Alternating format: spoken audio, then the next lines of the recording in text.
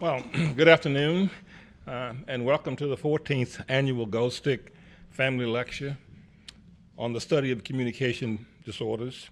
This lecture is made possible by the generosity of Philip and Beverly Goldstick. This past spring, our community felt great sadness at the passing of Beverly.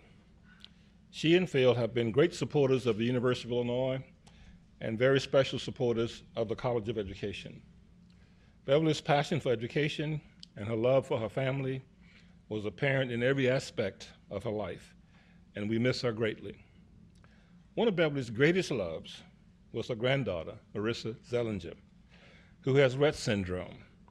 It is the hope of the family that with the Goldstick lectures and the ongoing research around these topics, we'll one day find a cure for this and for all those persons who have this syndrome. For the first time, this lecture is being streamed live for those who cannot make the trip to Champaign to join us in person. I would like to take this opportunity to welcome 5 of our previous Goldstick Fellows and their classes to our lecture today. Dr. Mariana Aparicio Betancourt with the Kennedy Krieger Institute, Dr. Maysoon Billa from the University of Central Arkansas, Dr. Jamie Pearson from North Carolina State University, and we wish them well with Florence, Dr. Charis Price from the Ohio State University, and Dr. Veronica Vidal from the University of Chile. At this time, I'd like to ask Dr. Heather Milan Kaplansky to come forward. She's our Goldstick scholar, and she's asked me not to say much about her, but I can't help it. She is a very distinguished faculty. She's a university scholar, highly valued and very important to our program. Research on social communication skills and the challenges that young children have, and the work that her team is doing on the use of the internet technology to coach parents on research-based communication strategy is very important. So, excuse me for breaking the rule, but we just can't pass this by without recognizing the distinguished career you're having and how important you are to the College of Education. So, thanks.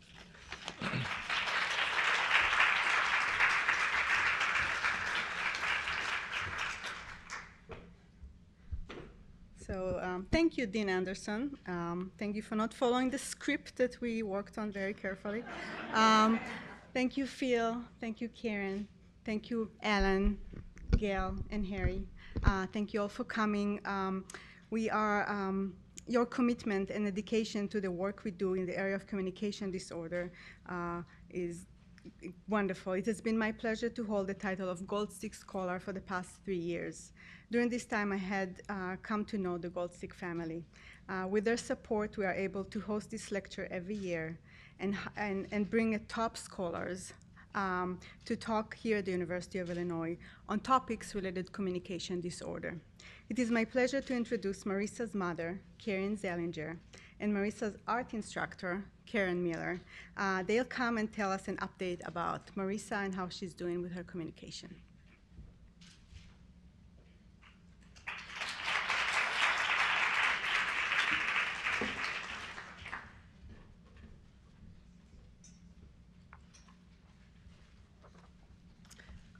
Well, it's great to see everybody here, and thank you for coming.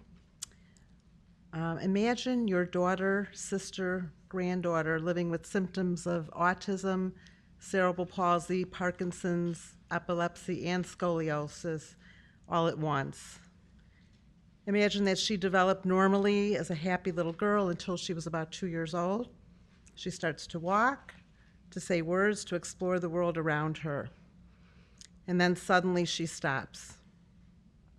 She loses the ability to balance, use her hands, and speak. Imagine this bright, beautiful little girl that you love becomes trapped in a body that no longer cooperates. 350,000 girls and women live this tragedy caused by a random genetic mutation. This is Rett syndrome, and my daughter Marissa has endured it for all of her 31 years of life. We as a family have taken on an annual fundraising event, Reverse Rett Chicago, to fund the amazing research spearheaded by RSRT, the Rett Syndrome Research Trust. Approaches that attack Rett at its genetic core are advancing with great promise. The first human clinical trial for Rett in gene therapy is on track to begin soon, and it will speed the research ahead and change the lives of the daughters, granddaughters, sisters, cousins, nieces, and many around the globe who struggle with this devastating symptoms of Rett. RSRT is also pursuing alternatives to traditional gene therapy. A major goal this year has been to aggressively expand the efforts in genome and RNA editing. They have been pursuing, cultivating, and recruiting the brightest scientific minds who are at the cutting edge of this fast-moving field. A number of proposals are being peer-reviewed currently. The cause is urgent and time is of the essence. Children and adults with Rett syndrome are suffering in silence each and every day. But this is also a uniquely promising cause for which there's a clear blueprint to profoundly change so many lives. You will meet Marissa in a video in a bit and see that with the intervention of art therapy, she has been able to expand her ability to communicate over the past 3 years, and especially within the last 6 months since the passing of my mother and Marissa's grandmother, Beverly Goldstick. The extremely close relationship between all of us has created a tremendous loss and has somehow enabled Marissa to expand her communication abilities with Karen Miller in her one-to-one art classes. Those with Rett syndrome understand everything but are trapped and unable to speak typically, and therefore we have to work harder to find the ways that they can communicate. There are numerous augmentative communication devices, iPads, apps, and the like that can be used, but is the medium of art that has recently helped Marissa express herself the most. My mother and father have always believed in Marissa and wanted her to expand her ability to communicate on many levels. This afternoon, we are so moved to honor my mother, who helped shape this annual lecture and gift to the College of Education. She is with us, and we honor her for her passion to help teach best practices to the educators at the University of Illinois and help them be the master teachers in the communities throughout our nation. And now, Karen.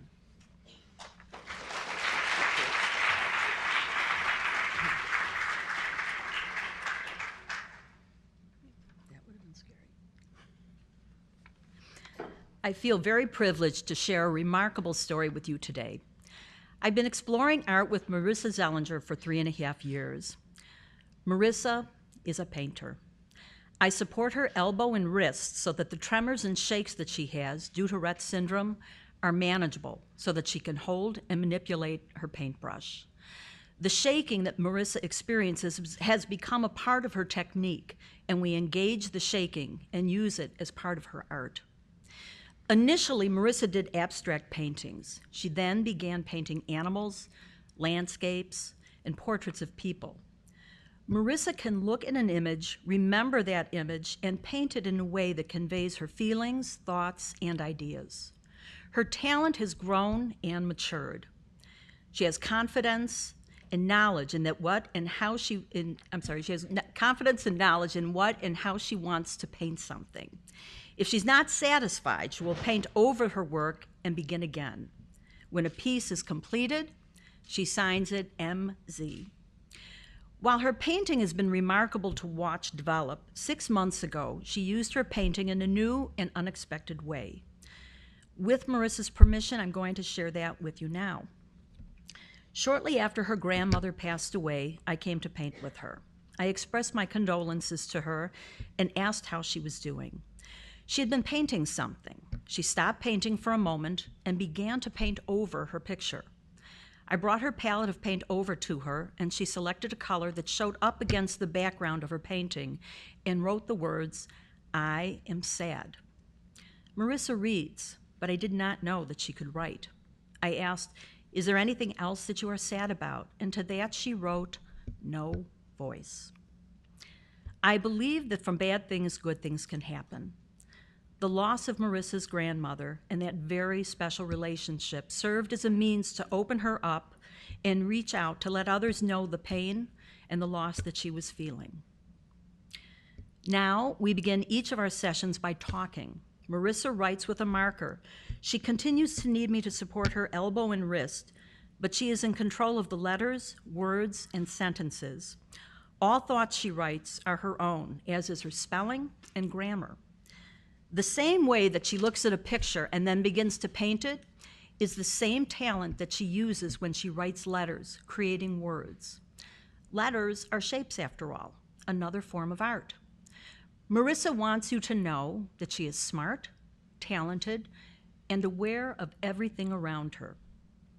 Through her art, Marissa has found her voice. She makes decisions, shares her observations and opinions. To know Marissa, all one has to do is look to hear her voice. And I'm going to show you a very short video.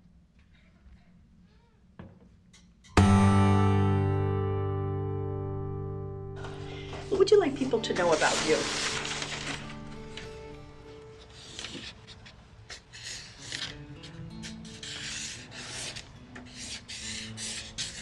I am, I notice you're writing that very, very large. I am smart. What is the most difficult part of red?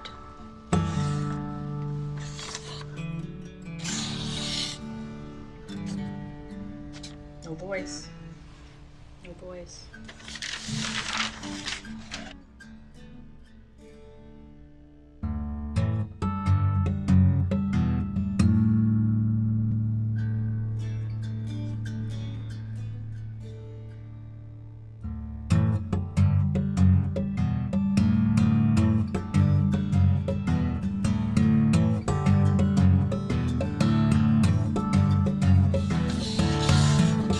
Because I am talented.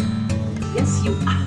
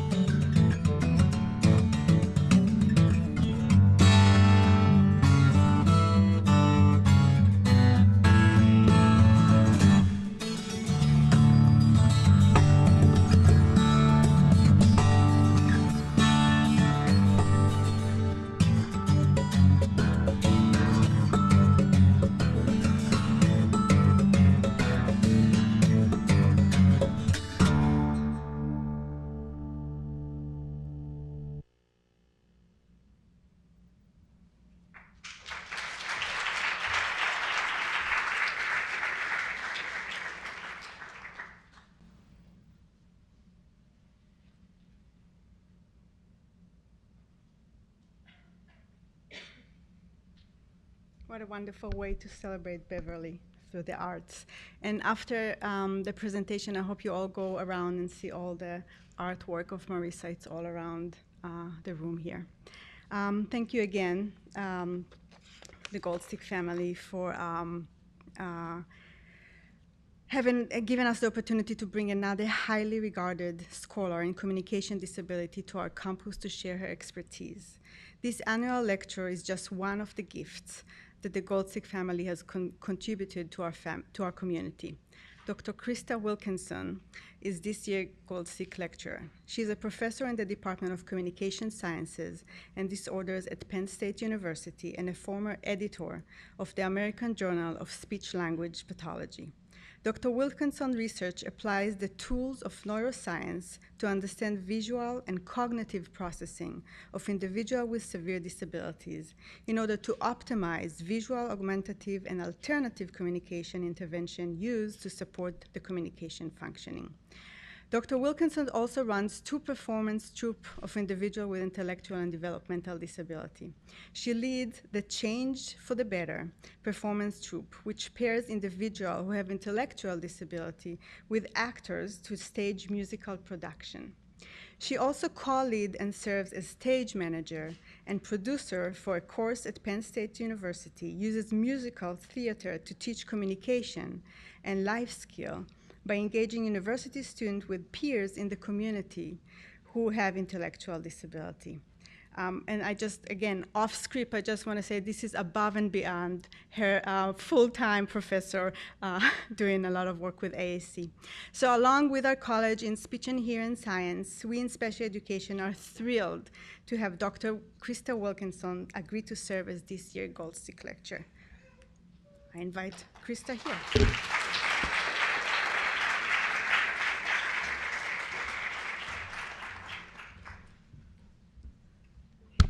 Thank you so much. I'm just so pleased to be here, and I have to say the impact that your family has had.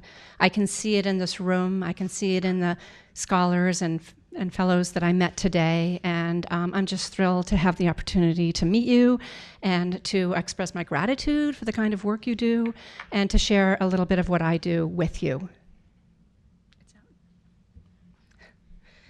So, yeah, today I'm here to talk to you about my performance troops and my class that I run at Penn State. They are two separate activities, so I'll try and be as clear as possible about that. I have some goals for this presentation. One is to show the fundamental and irreplaceable value of the performing arts in services to enhance the quality of life of individuals with IDD, and I'm hoping that's a big point that you will take away. Similar to the visual arts, take away the idea that the arts are important for education, for communication, for quality of life. And I also hope to provide examples of the evidence-based support for performance arts in supporting communication outcomes, in particular in individuals with intellectual and developmental disabilities. So I have a brief outline of today's talk. I'm going to tell you a little bit about me and my involvement with the arts. I'm going to tell you a little bit about my performance troops, which are actually called the For Good performance troops. If any of you are into musical theater, that's a song from Wicked. The For Good troops I'm really going to talk to you about in terms of how it showcases the talents of individuals with intellectual and developmental disabilities. This is my volunteer work. And then I'm going to tell you about a class that I currently run. It is above and beyond my regular workload. I work together with a professor in the School of Dance to lead a class that helps provide the evidence base. What do we know about the effectiveness of this? And developing resources for other people to use. Those resources are not yet available because that was this past spring's activity, and probably by the end of this semester we will have that together. So if you would like to have those, once we have them put together, those will be available. So about me and my involvement with the arts, I've been asked this question a lot today. So I, myself, am a scholar within the area of communication interventions for individuals with intellectual disabilities, and I've been doing this since the early 1990s. So what I bring is expertise in services for people with intellectual disabilities. I studied under Marianne Romsky, who was a previous Goldstick lecturer for my PhD, so very much influenced by my mentor.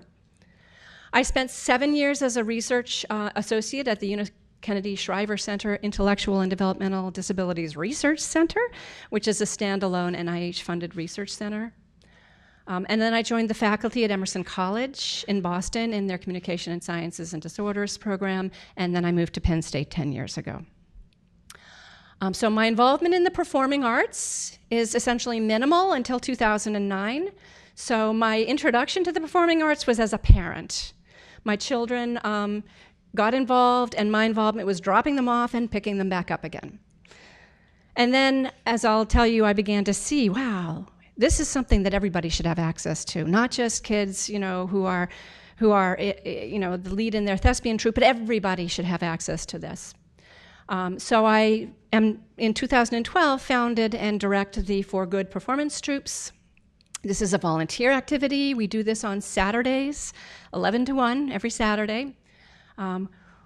We have rehearsals on the weekends, and we put together our props and our costumes on the weeknights. It's very much of a wrap it around the rest of our lives kind of thing. In 2017, I started this class at Penn State called Communication and Performance. It is an official course at Penn State. It is co-taught with a professor in the School of Dance, Michelle Dunleavy. And the unique thing about both of the troops, but this in particular, it enrolls undergraduate students from communication sciences and disorders, education, and performing arts, as well as college-age students who have intellectual and developmental disabilities. So we are not doing this without folks with intellectual disabilities. They are a central and integral part of building this effort. So let me tell you a little about the For Good performance troops. This is our mission statement. I know you can't read it. I just thought it would be nice to show you the mission statement. There are two troops, one for older individuals, one for youngsters. And they are two performance troops sponsored by the Center Region Down Syndrome Society and hosted by the State College Area School District. And its mission is to offer an opportunity for persons with Down syndrome to participate in musical theater and performance activities, while also offering members of the larger community the opportunity to observe, participate in, and celebrate the accomplishments of our performers. That's our specific mission. We have wonderful folks in State College who do things like print our programs for free. So we have professionally, this is the flyer, not the program, but professionally printed flyers and programs. This is our older troop for people ages 16 to 64. Our oldest actually turned 65, but it's really for young adults and adolescents and young adults. And then we have a troop for youngsters, which currently runs from ages 3 to 14. We find it works better to have the youngsters have a little bit quieter of an environment. The impact of For Good is something that I'd really like to share with you. There's clearly an impact of this activity, of performance arts activities for performers with disabilities and their families. So I'm going to switch it over to a video now so I can let the performers and their parents and their peers tell you about this.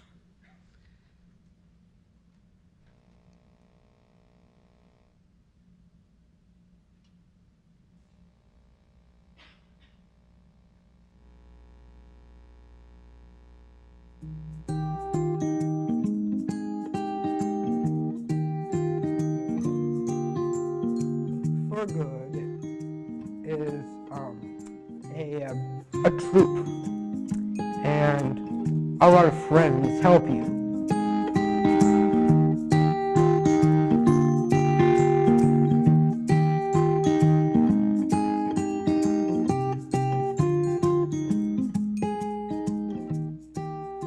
Until you come and see a performance, you can't really understand how good it feels and how proud I am of my sons and the other individuals and peers and For Good.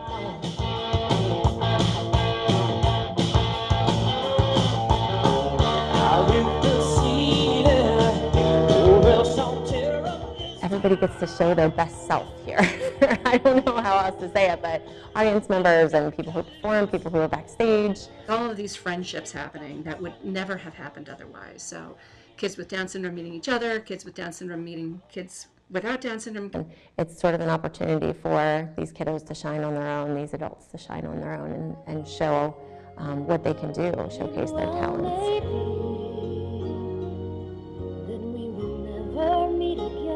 It's not a chorus line perfection, right? So they're not all doing the kicks at the same time. And that doesn't matter because it's beautiful just the way it is. So we're perfection because people get to express themselves and it all looks beautiful. My best part of For Good is when you dance and have fun and have friends. You have a lot of friends. We're so proud of our child up there, and that's true of the families in the Center County Down Syndrome Society too. They're so proud. Of course, we all should have this opportunity.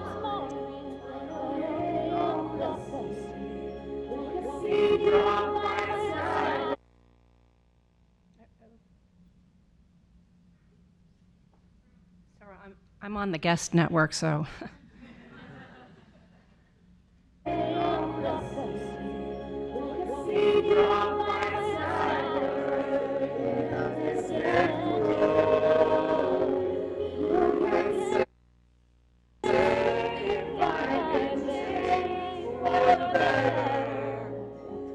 Because I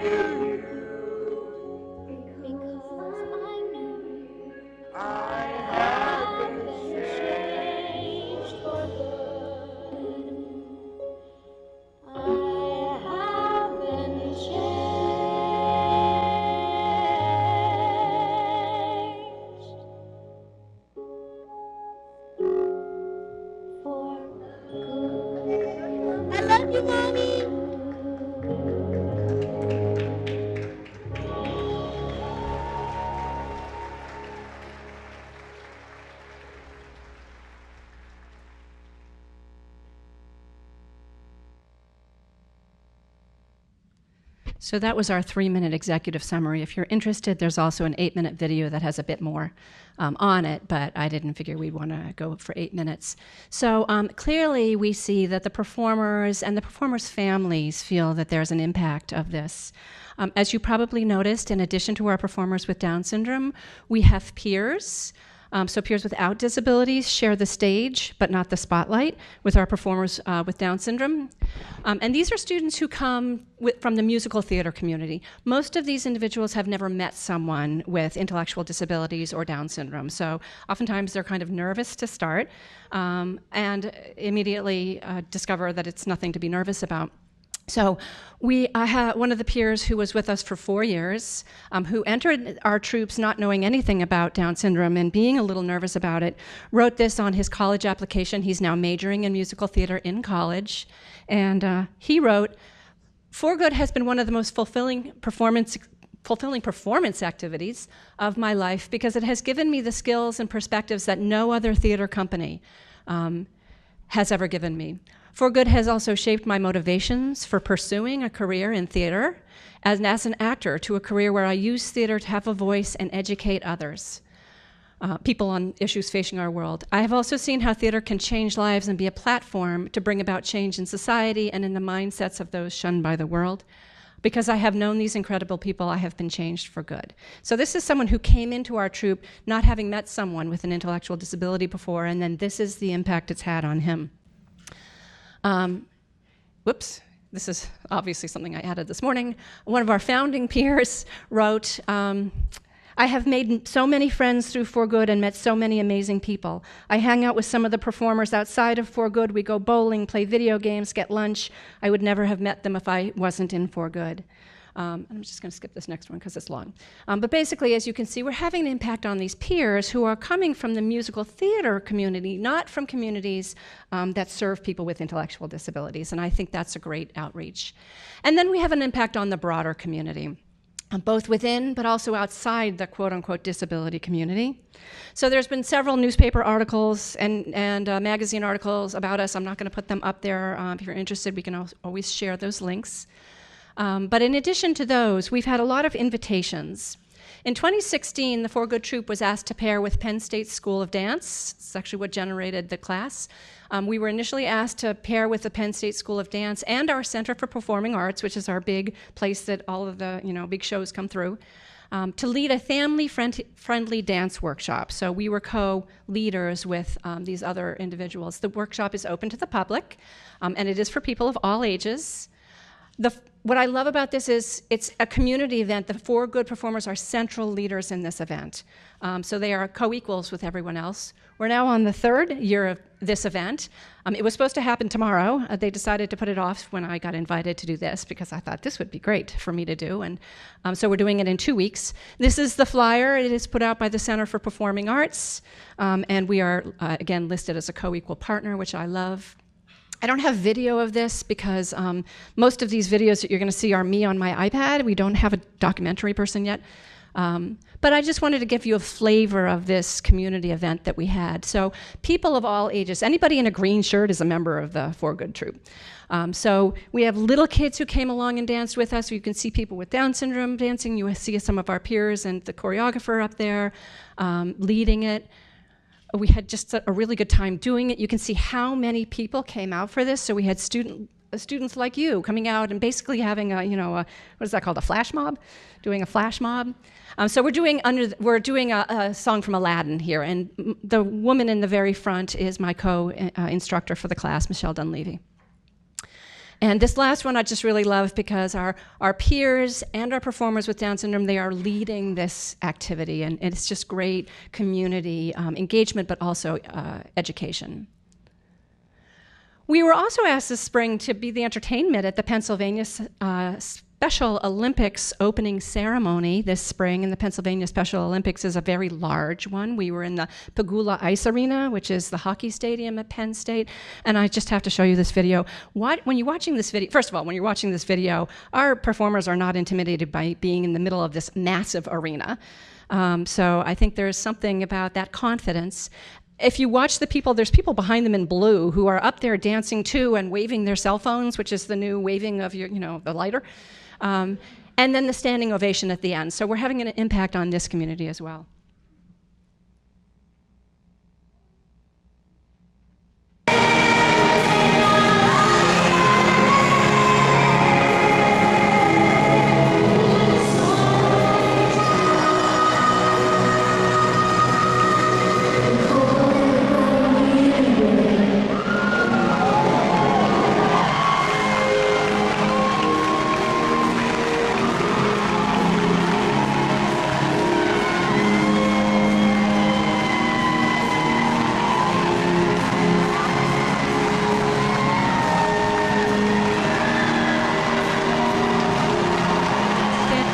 Ovation going. Whole arena.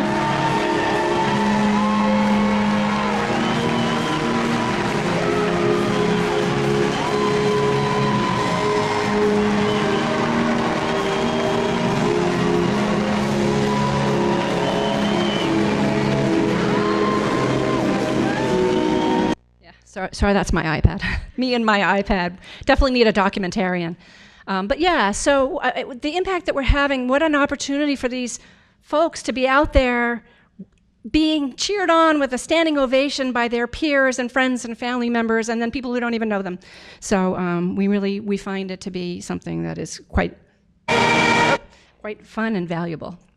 So in summary about the 4 Good Troops, the 4 Good Troops made it clear that there are many benefits to musical theater.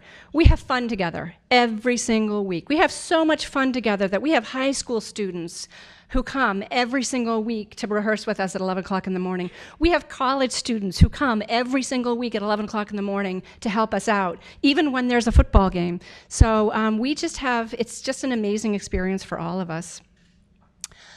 We have these apparently shy individuals who are up there belting the songs out at the top of their lungs or participating at whatever level they're comfortable with. We have one young woman who really just she's shy.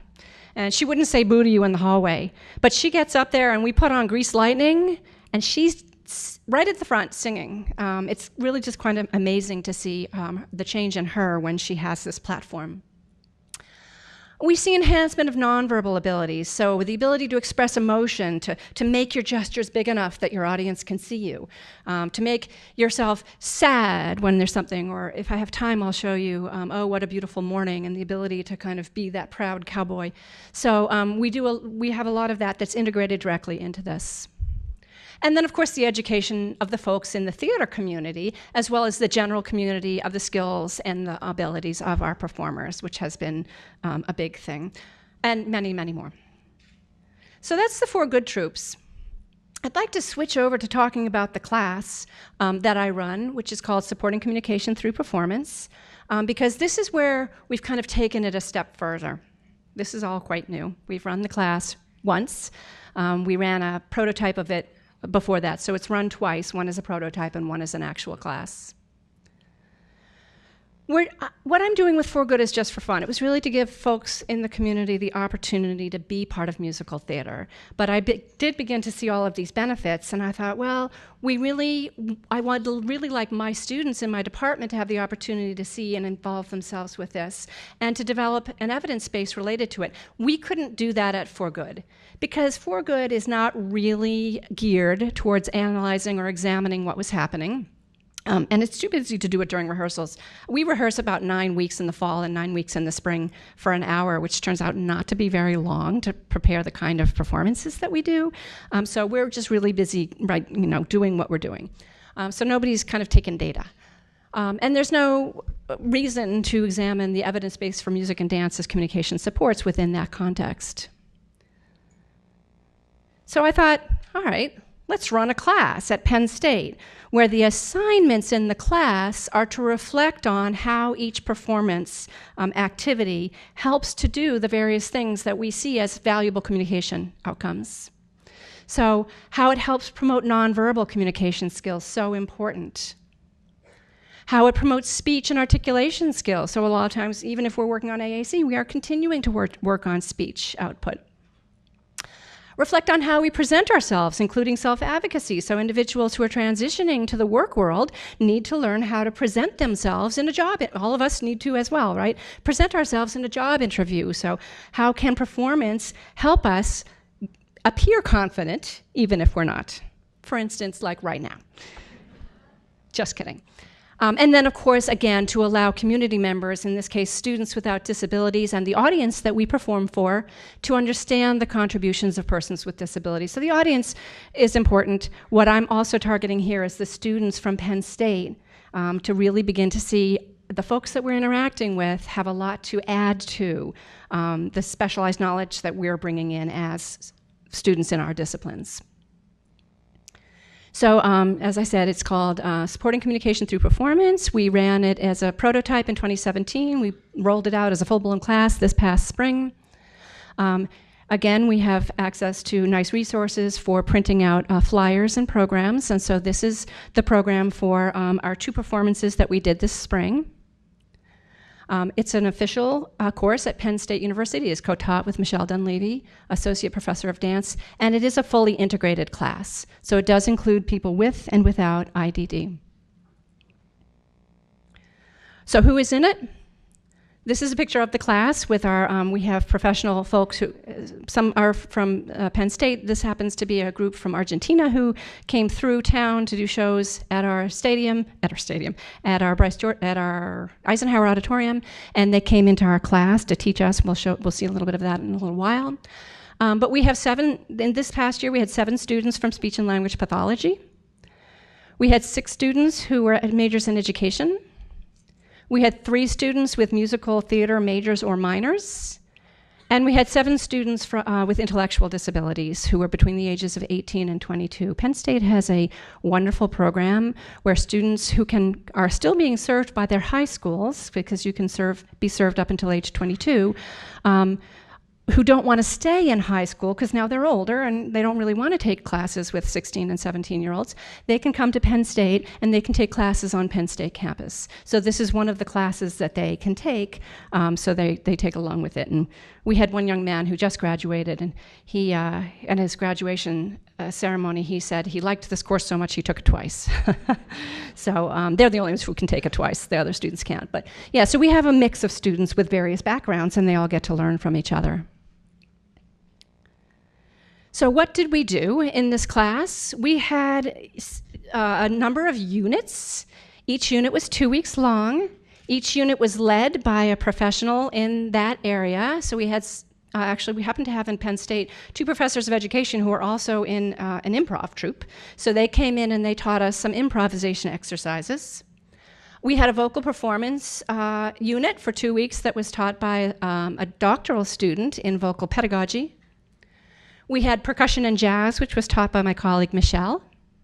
We had a hip-hop unit that was taught by one of our African dance and hip-hop dance professors at Penn State. And we had 2 international units, and this is, again, thanks to the Penn State Center for Performing Arts, that these folks are coming to do performances at our Eisenhower Auditorium, and they came into our class during the day before those performances and taught us something. So last year we had Brazilian Capoeira, and this year we had a dance called Milan Bow from Argentina, and I'm going to tell you a little bit about those. I'm not going to go through this. I just want you to know that, again, this was intended to look at the evidence base behind the activities that we were doing and to generate resources that had an evidence base behind them. So our students had to read and synthesize and create a capstone project based on the literature. So they read literature related to music as a therapy context, which is probably the largest literature out there. They read literature related to theater as a therapy context, which is a very strong body of literature. It's smaller, but it's very strong in its methodology. And literature related to improvisation and dance as a therapy context. So we have, for everything we did, there is a literature supporting its use. And that's all I'm going to say about that. So building an evidence-based set of resources, the class goal was to identify 3 areas of speech and language and communication that are often valued goals for our clients. And when I say our clients, I'm talking about speech and language pathology, special education, educators, and so forth. There are social interaction goals, and I'm going to define these in just a minute, but there are goals that related to promoting effective social interactions. speech and voice, and emotion and behavioral expression. So I'm going to define these in just a moment. So students during the course of the semester were responsible for developing a set of resources that I mentioned related to how performance can benefit in each of these areas, and that cited the research evidence in support. And so that was their capstone written project.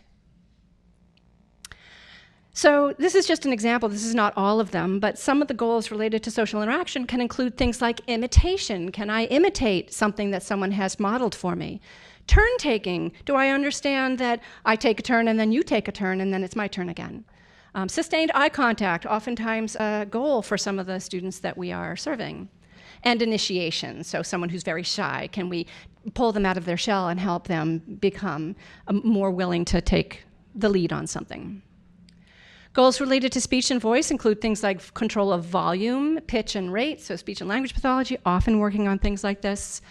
Breathing and breath control. If you're in a job interview and you're nervous, some way to control that breathing is going to be really important. And of course, articulation and pronunciation, which can be difficult for some of our students. And then the goals related to emotion and behavior included things like a sensitivity to the audience. So, if I'm up there performing and I do a teeny weeny little motion, people in the back row are probably not going to be able to see that. So we really have to exaggerate our motions, primarily so that our audience will know something. Expressing emotions, so other people being able to understand what emotions are we trying to express. And then embodiment and imagination, which is like pretend, essentially. So I'm going to give you an example with a vocal activity. So I'm going to take what we just saw, and in the red, I've highlighted in red what the vocal activity that I'm going to show you, what our students identified these as being goals that this vocal activity can support. Okay? So I'm going to show you the student-generated, this is what it supports, and then I'm going to show you the activity itself. So the activity I'm going to show you, the students identified as being something that integrates imitation and turn-taking and initiation. So these are all things supported by this vocal activity. Control of volume, pitch, rate, breathing and breath control, and sensitivity to audience. So here's an example. What the pedagogy teacher is doing is she's modeling the exercise for us first. So she's being the initiator, and everyone else must imitate what it is she does. And so she's going to trace with her finger while she sings a particular song or tune. Oops.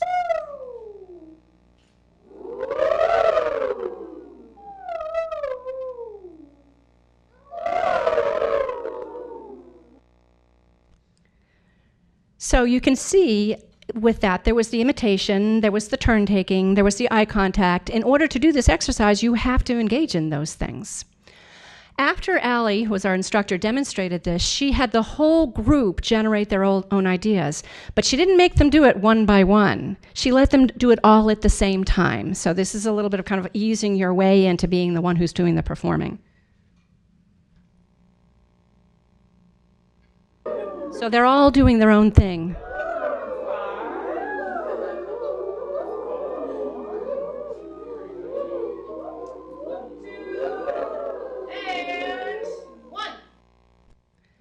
Okay, and then finally, this is the same class. We did this throughout the semester. She asked for volunteers to lead, lead their own. So having done it all at the same time, now someone might be willing to step forward and say, yeah, I want to be the leader. And indeed, we do have one of our individuals with intellectual disabilities who stepped forward to do that. All of our individuals at some point did this. We let them do it at their own pace. We had people with Down syndrome. We had people with diagnoses of autism. We had someone with, I think, macrocephaly. So we had a variety of different individuals, and then, of course, our other students. So here you're going to see someone with Down syndrome who steps forward to lead.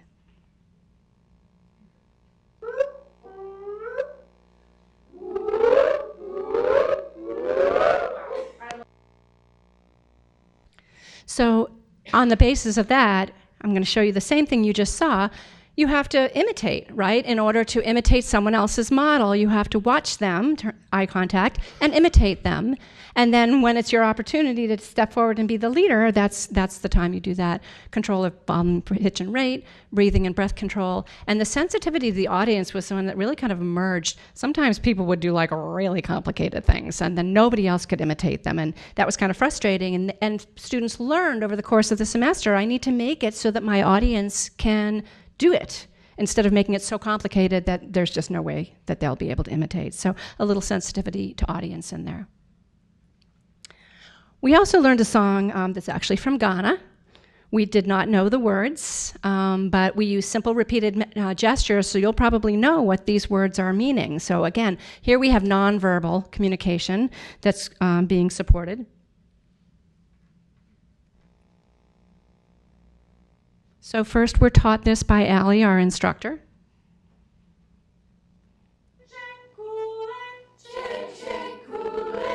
The movements might remind you of something else.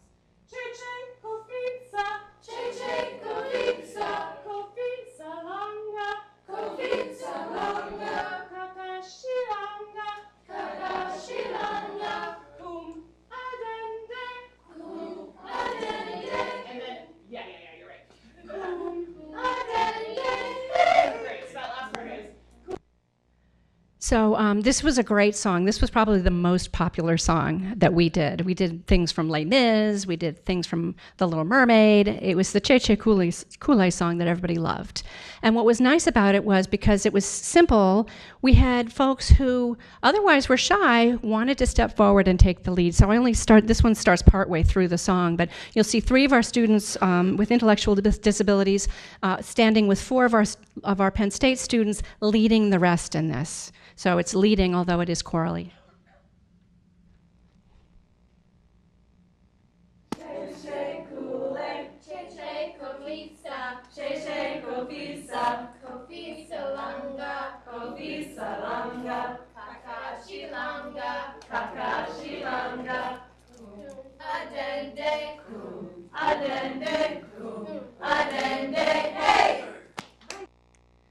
So this exercise is just so great. It covers so many of the goals, or it integrates so many of the goals we might. Imitation, obviously, turn taking, because it's call and response, sustained eye contact between the performers, and initiation, those people who are willing to step forward and be the leaders. Obviously, all of the things related to speech and voice, because we're singing something. And then the embodiment and imagination, the students identified this as one of the things, because we don't know what the words mean. But those gestures help us, right? We're talking about something about kind of head, shoulders, knees, and toes, right? So we're seeing that the nonverbal is helping us understand the song and remember those words. Our Capoeira unit, again, that was last year's unit. We redid it again this year because this hits all of the boxes from the nonverbal standpoint. Capoeira is a Brazilian martial arts dance that was originally generated by enslaved Africans during the years of slave trade in Brazil. It developed into an art form, a dance form, and it is actually one of the origins of American hip hop. So that was really cool to learn. The fundamental basis of capoeira is that the dancers must watch their partner and either mirror the moves that their partner is making or respond to certain moves. So if somebody kicks at you, you need to duck, basically. So you have this kind of mirroring, this turn-taking, and then this shifting of who's actually responsible for leading us right now. So that's another kind of initiation and turn-taking. So this seamlessly integrates in turn-taking, eye contact, imitation, all in one fun package. We're going to begin by actually watching the Brazilian professional dancers, just so you can see what it looks like from the standpoint of the professionals, not our students. But watch the mirroring, the eye contact, the responsivity when there's a karate kick, as well as the natural shifts and who is leading.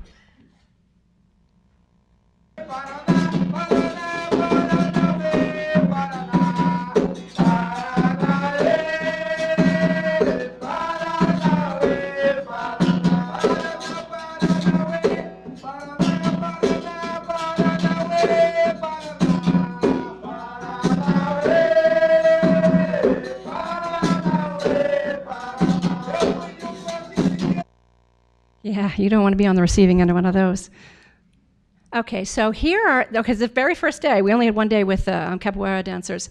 Here are some examples of our students with intellectual and developmental disabilities who stood up, decided they wanted to actually do this with each other, and so they're going to show you what they learned. And again, see the eye contact and the imitation and the shifting of responsibility.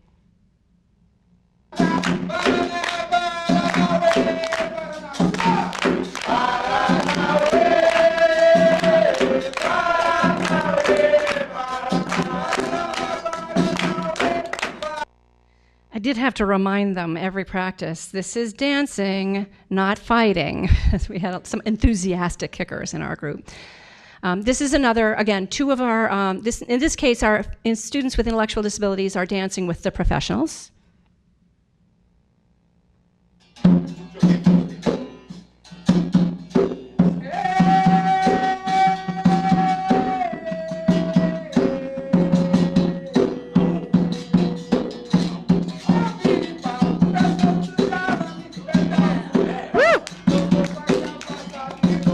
We were typically not on a rug, so we kind of ditched the cartwheels, but they did pretty good, actually. This year, so that was last year. This year, we continued to do the capoeira. Michelle led it instead of the professionals. She just did a great job. This is, again, an early rehearsal. Watch how cohesive this group is together of people who, at the beginning of the semester, had not known each other at all. You can see the boy who wears camouflage is one of our students with disabilities. The boy in red is one of the students with disabilities.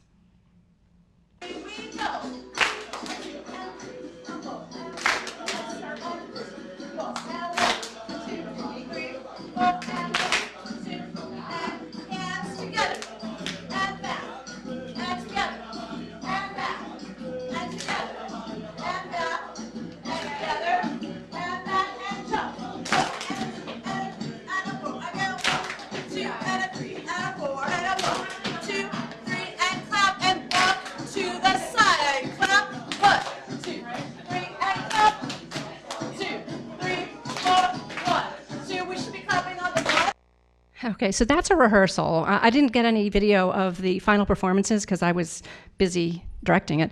Yeah, but I think you can kind of get a sense of that. So imitation, you have to follow your partner. Turn taking turns who leads, sustained eye contact. It's just a natural part of this. You can't do this without making eye contact. And then initiation, taking the lead. Our Milan Bow was great. Everybody loved this unit. This is a dance in which there's a lot of posturing and emotion. So they're actually kind of pretending to be, not pretending, they're enacting being cowboys on the Argentinian pampas. And so their feet are making the noises of horses while they are strutting and having attitude. So there's a lot of posturing. At one point in the dance, the two line of dancers approach one another, look straight at each other. So you have to, that's part of the dance, is you'll look at the person across from you, and you put your chest out and you just act really confident, right? Like the way you might in a job interview. And then they do the stomping of the feet that is intended and does actually sound a lot like the clapping of horses. And so as one student with disabilities put it during a reflection, in this dance, she loved it because you have to bring your sass. So I'm going to show you the sass that's brought. I don't have any video, so this is, you can see, look at that attitude of confidence that this student is demonstrating. And here's the sass. And she's sassing one of the professional dancers, so she's like right up there looking at him and making sure he knows that she feels confident, which is part of the dance. So again, these are the kinds of things that our students identified as being part of it. Sensitivity to the audience, you have to know that they know what you are doing. You're expressing emotion by bringing the sass, and then the kind of enactment of sounding like horses. Is this too fast? Is this okay? Okay. So we have, I think, just one more. We had lots and lots and lots of activities. This is just a sampling of my favorites. We did My Shot. We did a sampling of My Shot. Hip-hop inspired, not directly hip-hop, but pretty close for novices. What I'm showing you is the very first time that we learned this. We only had one time with Kikora Franklin, who was our hip-hop instructor. So we're about 6 weeks into the semester, and she's teaching us this for the very first time. And in this, you can see how, again, how cohesive the group is. They are now working together as a unit. You can see what a workout we get. We've already probably seen that. The hip-hop was probably our biggest workout. And at the very end, they actually incorporate one of our improvisation exercises, which I really haven't talked about. But there's a imaginary ball of energy. And the way the improvisation exercise works with this is I have the ball of energy, and I'm going to make eye contact with someone, and I'm going to toss it to them. As I toss it, the ball of energy gets bigger. Okay. And now you're going to make eye contact with someone, and you're going to pass it along to somebody. It gets bigger again. All right, oh, you knocked his. Excellent. And it gets bigger and bigger until you have to have like 2 people holding it. And then you like roll it across, and then inevitably, we knew how to end this game. We had one young man who, with intellectual disabilities who was part of the class, and what he liked to do is when it came towards him, he would act like it flattened him. So he would drop to the floor and be like, ah! So it was fun, but it was also very imaginative. And it was interesting because this young man who liked to end it that way, the first time we did it, we tossed him the ball of energy, and he caught it, and then he said, I can't see it. And then what he did was he tossed it to somebody else. So even though he verbalized that he couldn't see it, he still behaved as if he could. So that was a really interesting kind of way that we saw that. So we're going to see that at the very end of this. We're going to see first the sampling of the song, and then we're going to see they form a circle and they pass the ball of energy around.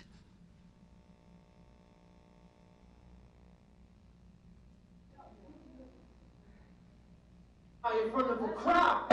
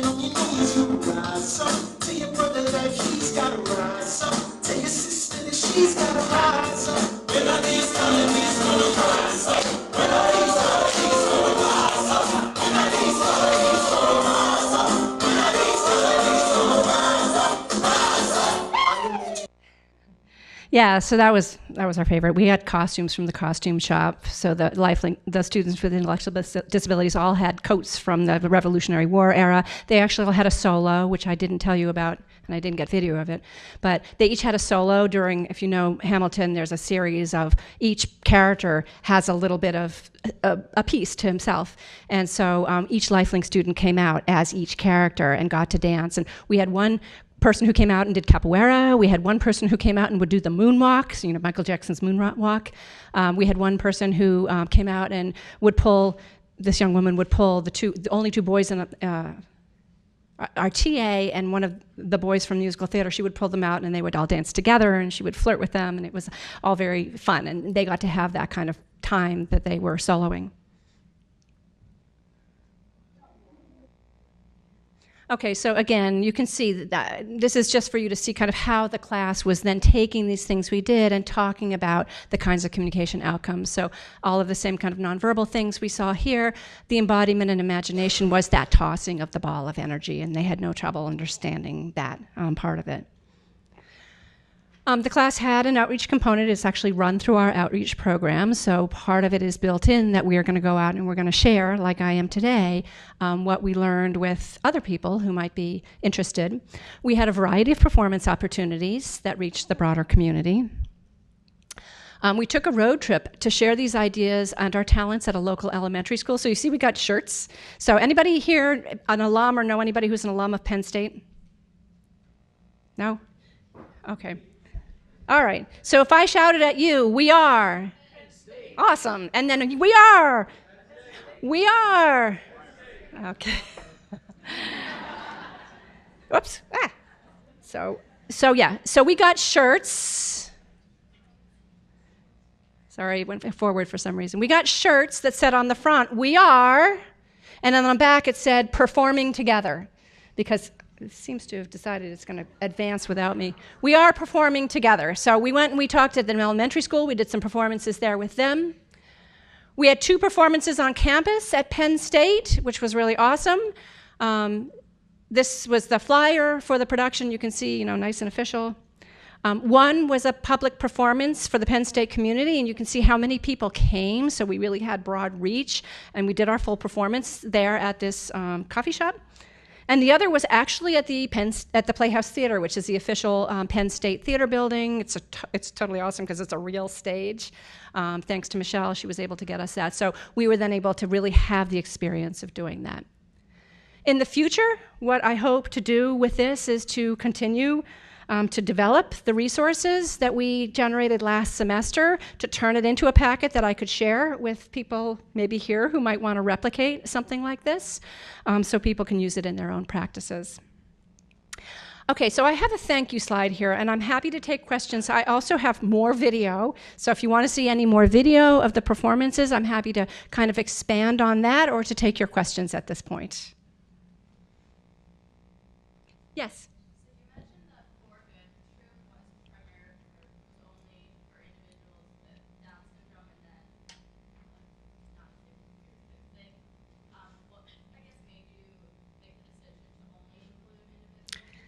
Yeah, that's an excellent question. So the reason for doing that was because when I had this idea, one of the reasons for my idea is that I had a lot of friends in town who had kids with Down syndrome who really wanted to participate in theater, and I kept hearing it again and again from them.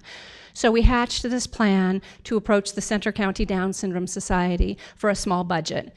We needed 2 things in order to launch something like this. We needed a budget for Xeroxing and making CDs, and we needed insurance so that if something happened, it wasn't me there, you know, responsible for someone's medical bills. So the not-for-profit had that. Unfortunately, because of that, partly because of that, it's restricted to people who are members of that organization, who are people who have Down syndrome. We are lucky that at Penn State, about 3 years after I started the 4 Good Troops, a club on campus started one that serves people with all different ability levels, so I now refer them over there. One of the other, quite honestly, one of the other reasons that we're continue to be restricted, it breaks my heart. I would like to be able to serve everybody, but if you want to see the video, you will see we are packed. There's at least 30 people on the stage, and it's a small stage. So to expand, we already have 22 people with Down syndrome up there. To expand it, we'd have to expand it in time. We wouldn't be able to pack more people onto the stage, so we'd have to add like another hour. And it's actually a fairly large undertaking. We have myself, we have my co-director, we have my choreographer, we have the curtain guy, we have the music person, we have all of the volunteers from Penn State, we have the peers, and we have actually a custodian from the school as well as a school. We have a school, so in addition to my peers and my volunteers showing up at 11 o'clock in the morning on Saturdays, a school teacher has to show up too. So there's a lot of logistics that go into it, and what I'm hoping actually to do with presentations like this is to say, you can do this. This is not that hard, and it has so many benefits. So the idea is to say, even though I can't serve every group that I would like to serve, someone can. Yes? What other developmental situations are you dealing with besides Down syndrome? So in the class that I run at Penn State, it's really anybody who would like to be part of the performance. So we did have several people who had autism diagnosis. I don't actually ask them what their diagnosis is, but I'm fairly sure that some of them had diagnoses of autism and then general developmental disability. It's really more of a, do you want to be part of this class than a restriction by diagnostic category.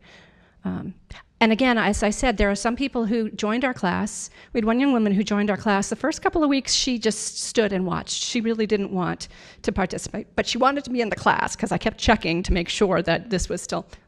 And then when Allie came and gave us our vocal lesson, one of the things, nobody wants to hear me sing, but I'm going to inflict it on you anyways.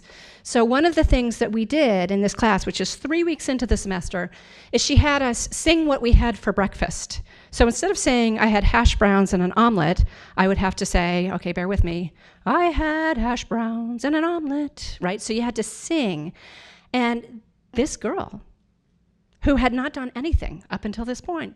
When we said, who wants to try it? We had one of the education students did it. And then we said, who else wants to try it? And this girl, she didn't even like raise her hand. She just raised like this. So we said, sure, come on out and do it. And she got out and she sung her breakfast for us. So it's kind of amazing the comfort level that they need to have. But once they're in that zone, that people are really willing to put themselves out there. Yes?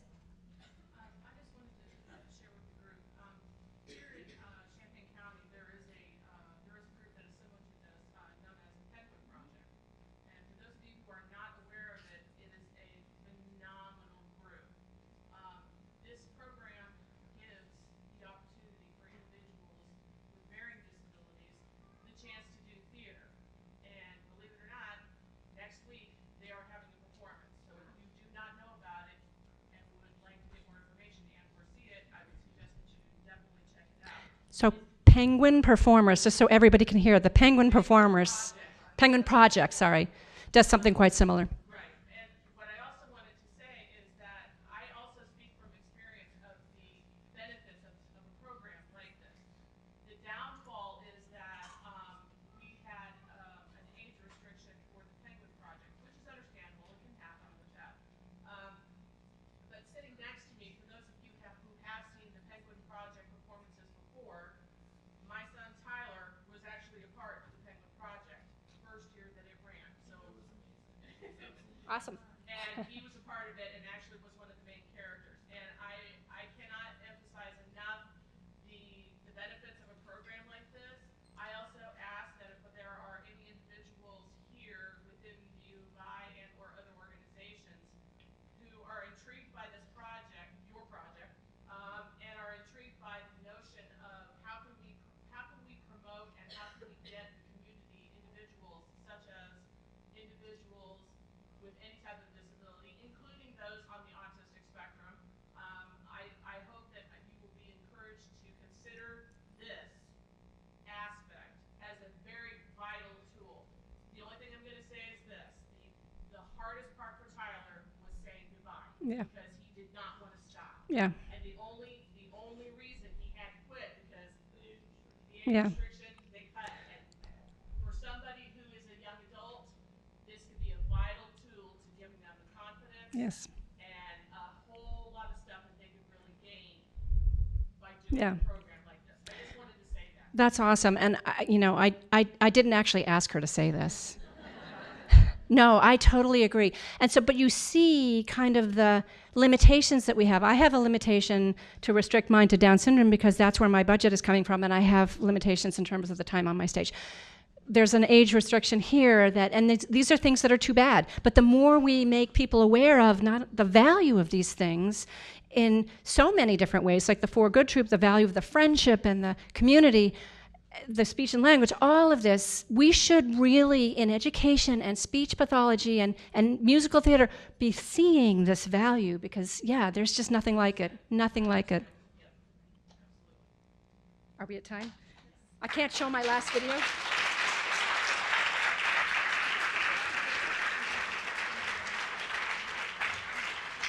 Thank you very much, Krista. I'm so glad that we have so many students here that can think about outside the box of all the fundamental skills that we're all talking about in all the classes, but we sit and write notes, and now we can see that we can use performing arts and visual arts to kind of work on goals related to communication. And now I'm very pleased to call Phil Goldstick to have a few remarks related to Krista's talk.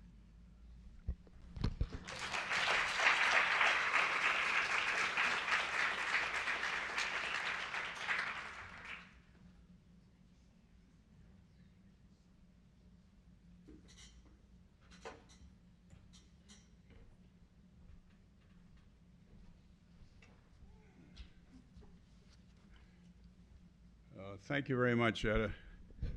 I want to express the appreciation of each and every one of you that are here today to hear this wonderful lecture and to also help celebrate a tribute in honor to Beverly. who was a very important part of this program being started. Beverly and I and our daughters, being motivated by our history. And one of the things about our history is that when we were young marrieds, we had a child with Tay-Sachs disease, and that disease was a fatal disease, so that we experienced as very young married people what it is to lose a child from a disease. That happened to be a familial disease. Well, our granddaughter Marissa, who is now 31 years old, she has a developmental delay thing called Rett syndrome, and she's not verbal, but as you've seen, she's expressing herself through her art and through her emotions and her body language. And so we were very proud to endow this program, which includes having a scholar, the Goldstick Scholar for the Initiative on Communication Disorders. And that scholar is responsible to not only do research in the field, but also to recruit the best graduate students for fellowships. And the third leg of this program is this lecture today, which is our 15th. What I'd like to do is introduce to you the people who really were at the beginning of this, so that you can see see some of the people that were involved from the beginning. Now, Dean Fowler is not able to be here today, but she was the first dean of the college. Professor Dean Mary Clancis was the second dean. And of course, Professor Dean Anderson, Jim Anderson, pardon me, is the famous scholar and dean running this program in the Education College, who, by the way, is in the top 10 colleges of education in the country, and the special education program is even higher than that. So would you please stand, Mary? Okay.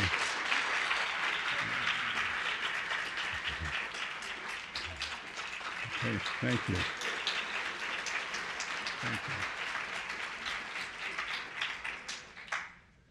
Now, the first scholar, the first Goldstick scholar was Jim Halley. Did a fantastic job of getting this thing going. He was succeeded by Professor Mickey Ostrowski, who is well-known and a great person. And now Hedda Kaplansky is the current Goldstick scholar. There was also a couple of people that were very important on the administration of this university that were were part of the glue. And one was Sidney Misek, former president of the Board of Trustees of the foundation. He's unable to be here today. And Richard Herman, who is the retired chancellor of the university. So will you please stand and be recognized?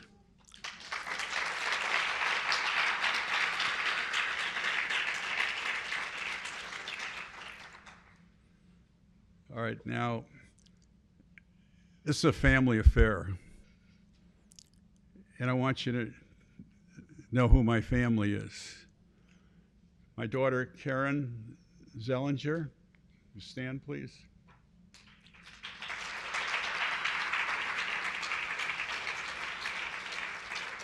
Her husband, Dr.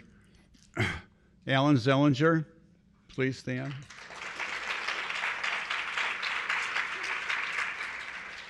My daughter, Gail Goldstick Cohen.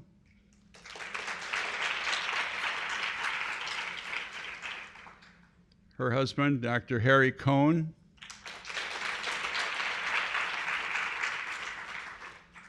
my granddaughter, Alana Azrun Luz, is in the back of the assembly. Her husband, Rabbi Shachar Luz, and our two great-grandchildren, Chaya and Chana.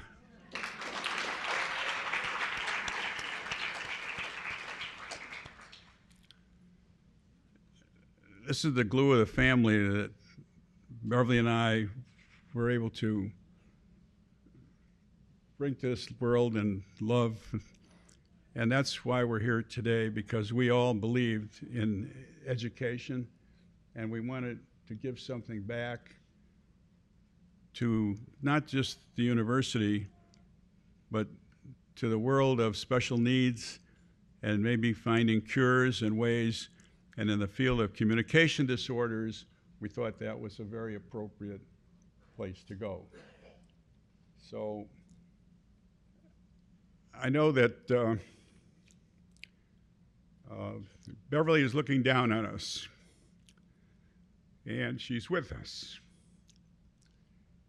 And the tribute that you have given her today and the honor to our family, we are very proud to be here and to be engaged with each and every one of you. I wanted to just say a moment about this lecture. Professor Wilkinson hit on something very interesting, and that is, you know, there's verbal and there's nonverbal disabilities. And the field has been pretty much working on verbal, but it's been now moving into where the nonverbal is being approached. And as you saw here today, how Marissa is in her art is communicating, and now dance. And I think, Professor, what you're doing, this program should be spread out, and I think it will motivate and inspire people. And those of you students that are here who are going to go into this field and be out there with families and situations, I think this is a very important thing to study and grasp. And without further ado, let me say thank you, thank you, thank you.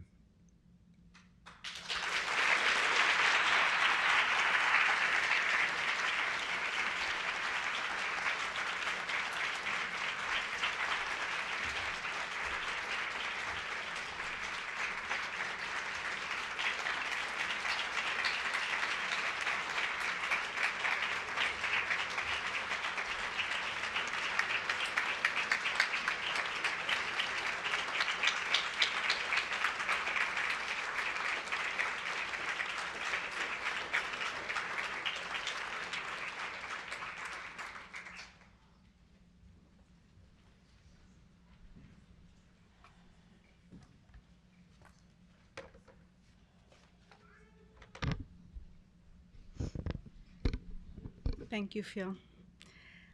More than 14 years ago, Phil and Beverly Goldstick established a fund in the College of Education and the Department of Special Education in honor of the granddaughter, Marissa. Rett syndrome is a genetic disorder that affects development and use of language, as well as many other areas of functioning. Phil and Beverly wanted their gift to impact the future of children and adults like Marissa. In addition to supporting the Goldstick Lecture each year, the Goldstick family support doctoral students who receive the title Goldstick Fellows. I'm pleased to announce this year's recipient, 3 doctoral students with strong interest in communication disorder and disability: Rebecca Hacker, Sherry Hopkins, and Julia Snyder. Please stand so we can congratulate the 3 of you.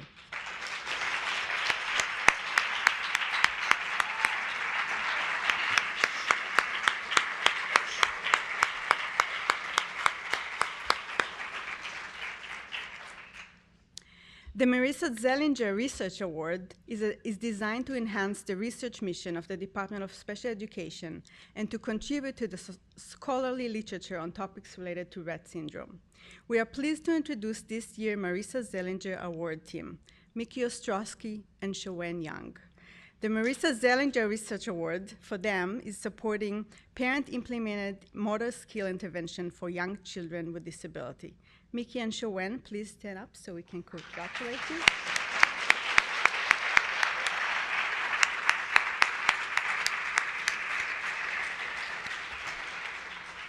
And before I turn the microphone over to Dean Anderson for some closing remarks, I also want to offer my sincere thanks to Lisa Denson and the Advancement Office for all the hard work they've done to make this event so successful. Thank you, Lisa, Jessica, and Tracy.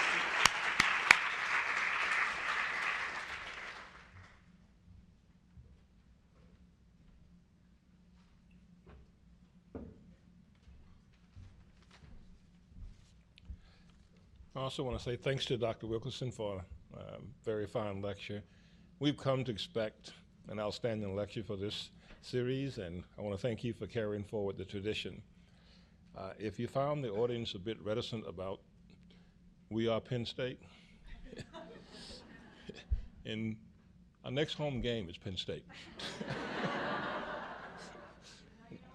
We're kind of practicing up, and Phil Goldstick was a member of our 1953 Rose Bowl team. So it's all ILL when he's present. But thank you for a very wonderful lecture, and also thank you for making it so those non-specialists like myself can follow along.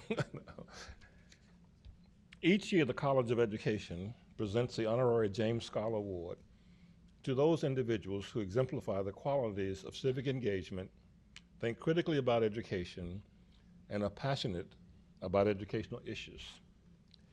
At this time, I'd like to ask Phil, Karen, and Gail to step to the podium for a special award in honor and memory of Beverly.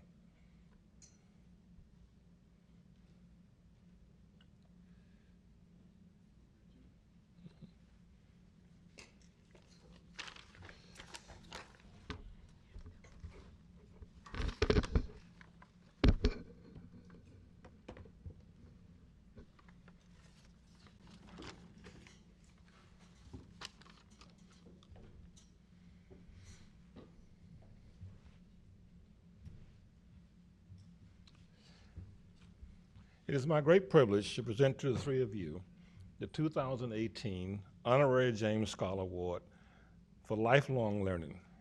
Beverly was among the most passionate supporters of education throughout her life.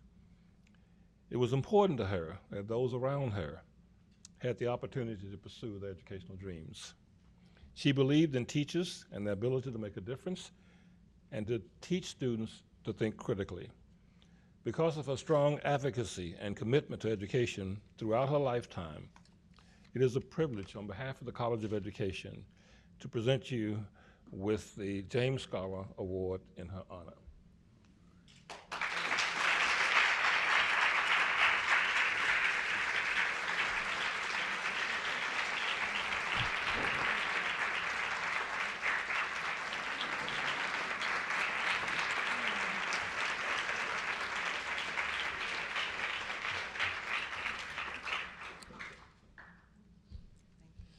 Thank you. So at this point, I want to thank you for joining us today. We invite everyone to stay for the reception and to enjoy Marissa's artwork. You saw some of it in the video, but it's around here, and please stop. Also, on your way out, we'd like for you to pick up a bookmark from one of the Goldstick Fellows in celebration of Beverly Goldstick, and they are in the back of the room. So once again, thanks to all of you for coming out and for this great event.